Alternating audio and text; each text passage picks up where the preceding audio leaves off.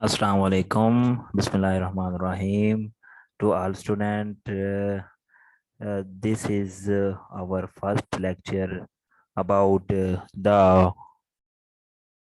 fundamental of electricity and magnetism for the second semester of BS Chemistry. ये वैसे सबके लिए है, जो भी आप इसे पढ़ना चाहें तो ये इजी वे में आप इसको आप यहाँ से नोट्स को डाउनलोड कर सकते हैं। ठीक है, और यहाँ से आप नोट्स बना सकते हैं और इजीली आपको इंशाल्लाह ताला बहुत अच्छे तरीके से समझ आएगा। तो आज हम इसका स्टार्ट करेंगे फर्स्ट लेक्चर, जिसमें हम डिस्कस करेंगे इलेक्ट्रिक चार्जेस क्या होता है हमारे पास, कंडक्टर्स क्या होते हैं, इंसुलेटर्स क्या होते हैं, सेमीकंडक्टर्स और कूलम्ब्स लॉ के बारे में हम डिस्कस करेंगे। तो सबसे पहले हम देख लेते हैं कि इस वीडियो में हम क्या डिस्कस करेंगे। सबसे पहले हमारे पास है what are the electric charges, उसको हम डिटेल के साथ जानेंगे। फिर इसके बाद हम कंडक्टर्स के बारे में पढ़ेंगे, इंसुलेटर्स और सेमीकंडक्टर के बारे में, और लास्ट में हम पढ़ेंगे कूलम्ब्स लॉ के बारे में। तो सबसे पहले जान लेते हैं कि हम हमारे पास व्हाट इज इलेक्ट्रिक चार्ज, के इलेक्ट्रिक चार्ज हमारे पास होता क्या है। इलेक्ट्रिक चार्ज की डेफिनेशन जो कि आपके सामने लिखी गई है वो ये है कि electric charge is a basic property of matter. अब मैटर क्या होता है, मैटर जो फिजिक्स वाले जितने भी स्टूडेंट हैं ये इसके बारे में अच्छे तरीके से जानते हैं कि मैटर क्या होता है। ठीक है, anything that contain mass and occupy space is called matter. तो electric charge is a basic property of matter, ये मैटर की एक बेसिक प्रॉपर्टी है, carried by some elementary particles, जो कि जिन पर कुछ एलिमेंट्री पार्टिकल्स मौजूद होते हैं, डेट गवर्न्स। अब वो पार्टिकल्स करते हैं क्या है, how the particles are affected by electric और मैग्नेटिक फील्ड। थोड़ी सी डिफिकल्ट है लेकिन इजी वे में भी हम इसको इंशाल्लाह ताला समझेंगे, शायद आपको उस तरीके से समझ आ जाए। अब देखें, तो यहाँ पर ये एक दूसरी डेफिनेशन है, इसको आप देखेंगे तो आप इंशाल्लाह ताला इसको आप अच्छे तरीके से समझ सकेंगे कि इलेक्ट्रिक चार्ज हमारे पास क्या है। कि electric charge is the basic physical property of matter that causes it to experience a force when kept in an electric और magnetic field। जब भी हम हमारे पास इलेक्ट्रिक चार्ज हमारे पास होता क्या है कि ये एक मैटर की एक प्रॉपर्टी है। ठीक है, अब वो क्या करता है कि जब हम इसे इलेक्ट्रिक और मैग्नेटिक फील्ड को, ठीक है, किसी भी पार्टिकल को हम इसके अंदर रखेंगे तो वो क्या करेगा, एक एक्सपीरियंस, एक फोर्स, वो क्या करेगा, एक फोर्स को एक्सपीरियंस करेगा, जिसे हम इलेक्ट्रिक चार्ज कहते हैं। अब इलेक्ट्रिक चार्ज जो कि पॉजिटिव भी हो सकता है और नेगेटिव भी हो सकता है। ठीक है, and in discrete natural units in neither created और नॉर डिस्ट्रॉयड। ठीक है, ये एक नेचुरल यूनिट्स होता है, ये इसको हम ना ही अपने मर्जी से क्रिएट कर सकते हैं ना ही तबाह कर सकते हैं। ठीक है, तो इसका जो फार्मूला है हमारे पास वो है Q is equal to I dot T. Q इसमें चार्ज को रिप्रेजेंट करता है, आई इसमें करंट को रिप्रेजेंट करता है, और टी हमारे पास क्या है, टाइम है। और इसका जो SI यूनिट है वो हमारे पास क्या है, कूलम्ब है। अब हम जान लेते हैं कि हमारे पास कंडक्टर्स क्या होते हैं और इंसुलेटर्स क्या होते हैं। चार्जेस का यकीनन इंशाल्लाह आपको पता चल गया होगा कि चार्जेस क्या है हमारे पास। अब हम जान लेते हैं कि कंडक्टर्स, इंसुलेटर और सेमीकंडक्टर में क्या फ़र्क है। अब जो इलेक्ट्रॉन्स होते हैं, ठीक है, वो मूविंग इलेक्ट्रॉन्स है। ठीक है, आप किसी भी, आप कह लें कि एक हमारे पास मौजूद है कोई भी चीज़, तो उसके अंदर हमारे पास इलेक्ट्रॉन्स मौजूद होते हैं। ठीक है, अब क्या होता है कि ये इलेक्ट्रॉन्स मूव करते हैं, उसके अंदर जो इलेक्ट्रॉन्स होते हैं वो क्या करते हैं, मूव करते हैं। लेकिन कंडक्टर में क्या होता है, कंडक्टर में होता है कि ऑल मटेरियल, ये सबसे पहले हम जान लेते हैं कि सारे मटेरियल्स में इलेक्ट्रॉन्स मौजूद होते हैं। All materials contain the electrons, the electrons are what carry the current in a conductor. ठीक है, अब कंडक्टर में क्या करेगा कि इलेक्ट्रॉन्स को, करंट को कैरी करेगा। द इलेक्ट्रॉन्स इन इंसुलेटर, अब इंसुलेटर के बारे में बताया गया है कि इंसुलेटर में जो इलेक्ट्रॉन्स होते हैं वो फ्री नहीं होते। The electrons in insulators are not free to move, they are tightly bound inside the atoms, वो एटम्स में टाइटली बाउंड होते हैं। जैसा कि ये दिखाया गया है, एटम्स इन इंसुलेटर क्या होता है कि वो टाइटली बाउंड होते हैं। ठीक है, जबकि कंडक्टर में वो टाइटली बाउंड नहीं होते। अब सेमीकंडक्टर के बारे में जान लेते हैं। सेमीकंडक्टर्स में हैज फ्यू इलेक्ट्रॉन्स, अब उसके अंदर कुछ इलेक्ट्रॉन्स होते हैं जो फ्री होते हैं और कुछ इलेक्ट्रॉन्स क्या होते हैं, वो बाउंड होते हैं।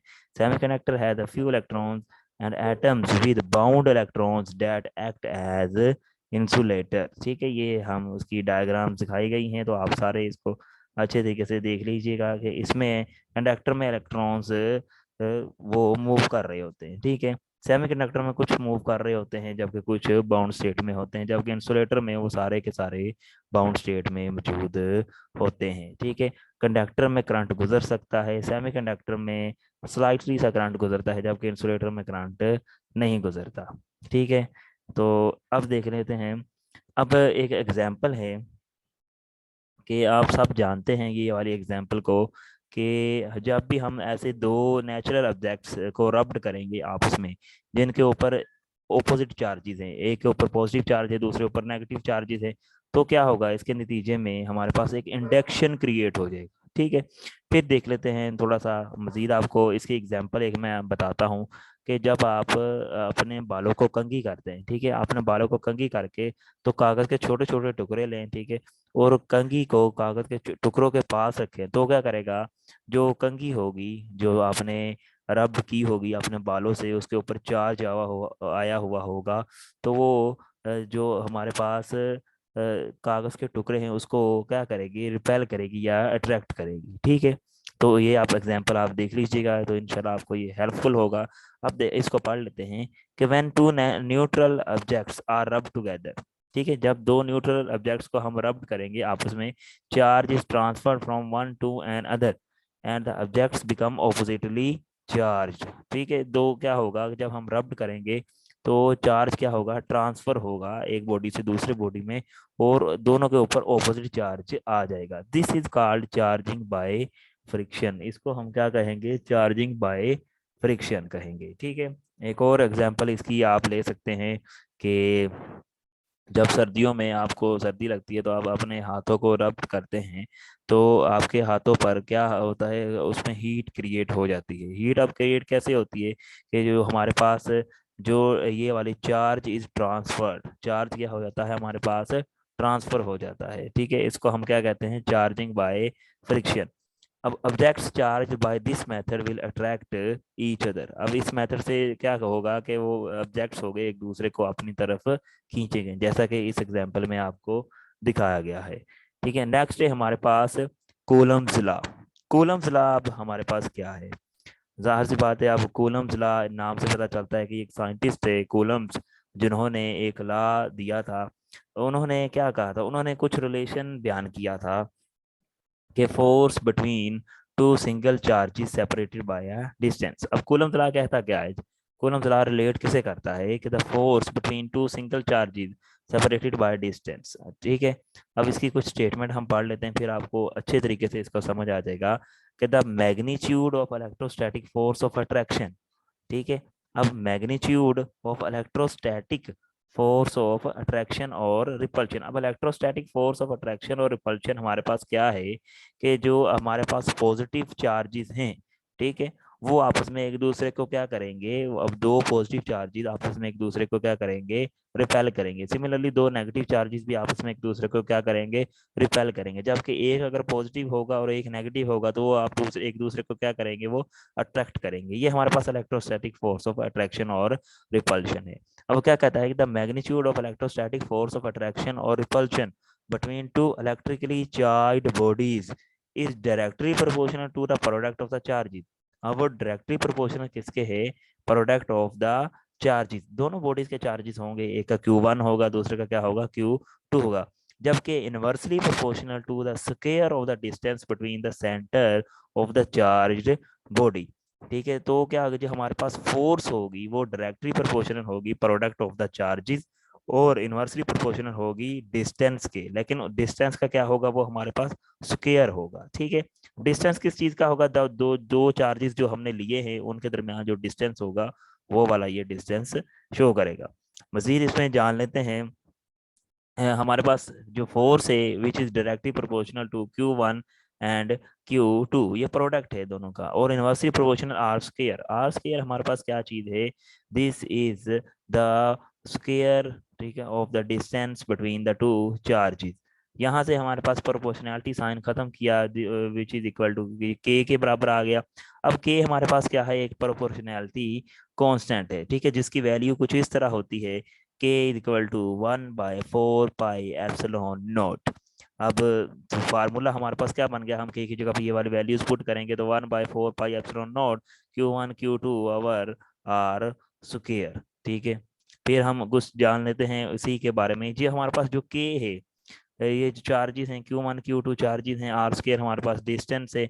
ये हमारे पास देखें, एक पॉजिटिव चार्ज है एक नेगेटिव चार्ज है, ये एक दूसरे को क्या करेगा, ये अट्रैक्ट करेगा, ठीक है, F4 से। अब जो के की वैल्यू है वो हमारे पास होती है 9 मल्टीप्लाई बाय 10⁻⁹ N/मीटर स्क्वायर पर कूलम स्क्वायर, ठीक है। अब हम कुछ कूलम्स लॉ के बारे में और पढ़ लेते हैं, क्योंकि कूलम्स लॉ एक लॉन्ग क्वेश्चन है तो आपको इसको अच्छे तरीके से पढ़ना होगा। The force between two charges get stronger as the charges move closer together, ठीक है। अब वो क्या कहता है कि जो हमारे पास फोर्स होती है वो क्या होती है, वो स्ट्रोंग हो जाती है। कैसे कैसे स्ट्रोंग होगी, जब हम दो चार्जेस को एक दूसरे के करीब लाते जाएंगे तो फोर्स क्या होती जाएगी, हमारे पास स्ट्रोंग होती जाएगी। The force also get stronger, अब वो एक और तरीके से भी फोर्स स्ट्रोंग हो सकती है, if the amount of charge becomes larger. अगर हम चार्ज अगर ज्यादा से ज्यादा चार्जेस हम क्रिएट करते जाएं, ज्यादा से ज्यादा चार्ज आते जाएं बॉडीज पर, तो फोर्स क्या हो जाएगी, फिर भी स्ट्रोंग हो जाएगी। The force between two charge is directed along a line connected to their center। अब जो ये जो हमारे पास फोर्स होती है ये एक ठीक है लाइन के जरिए से आपस में एक दूसरे के साथ, जैसे ये शो करवाया गया है, ठीक है, तो ये एक डायरेक्टेड से हम लाइन के जरिए एक दूसरे के साथ कनेक्टेड होती है सेंटर से। Electric force always occur in pair. अब क्या कहता है कि इलेक्ट्रिक फोर्सेस जो होती हैं वो ऑलवेज अकर होती हैं pairs according to the Newton third law, like all the forces. आगे है हमारे पास द फोर्स बिटवीन चार्ज। अब जो इन चार्ज के दरमियान जो फोर्स है वो क्या होता है, directly proportional to the magnitude. अब वो क्या किसके डायरेक्टली प्रोपोर्शनल होती है, मैग्नीट्यूड के, और अमाउंट ऑफ ईच चार्जेस, वो डायरेक्टली प्रोपोर्शनल होती है। यानी कि आप सिंपली समझने की जो फोर्स होती है वो डायरेक्टली प्रोपोर्शनल होती है चार्जेस के, ठीक है।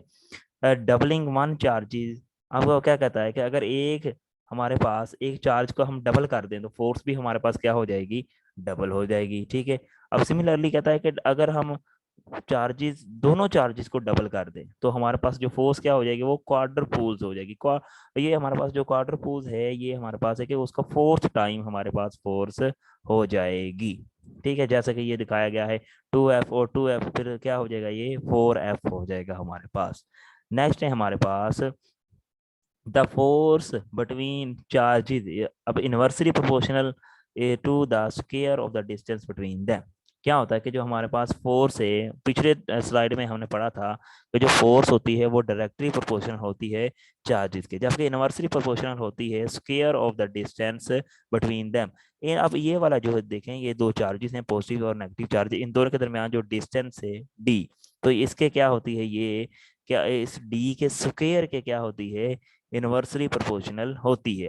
अब जबकि डी के इनवर्सली प्रोपोर्शनल होती है तो इससे हमें पता क्या चलता है कि जैसे जैसे डबलिंग द डिस्टेंस, अगर हम डिस्टेंस को क्या कर देंगे, डबल कर देंगे, रिड्यूस इज द फोर्स। अब वो क्या कहता है कि फोर्स क्या हो जाएगी, रिड्यूस हो जाएगी by factor of 2 which is equal to 4, decreasing the force to 1 fourth its original value 1/4। तो क्या कहता है कि अगर हम डिस्टेंस को डबल कर देंगे तो फोर्स हमारे पास डिक्रीज हो जाएगी 1/4 से। अब इस रिलेशनशिप को एक इनवर्स स्क्वायर लॉ भी कहते हैं, because force and distance follows as inverse square relationship, क्योंकि जो फोर्स होती है वो इनवर्सली प्रोपोर्शनल होती है डिस्टेंस के, तो इसलिए हम इसे क्या कहते हैं, इनवर्स स्क्वायर लॉ भी कहते हैं। तो बच्चों ये हमारा पहला लेक्चर था ईएमटी का, जो कि आई होप आप अंडरस्टैंड कर सकेंगे इसको। अगर फिर भी इसमें कोई आपका क्वेश्चन है तो मुझे कमेंट में ज़रूर बताइएगा, ठीक है, दुआ में याद रखिएगा। अल्लाह हाफिज़।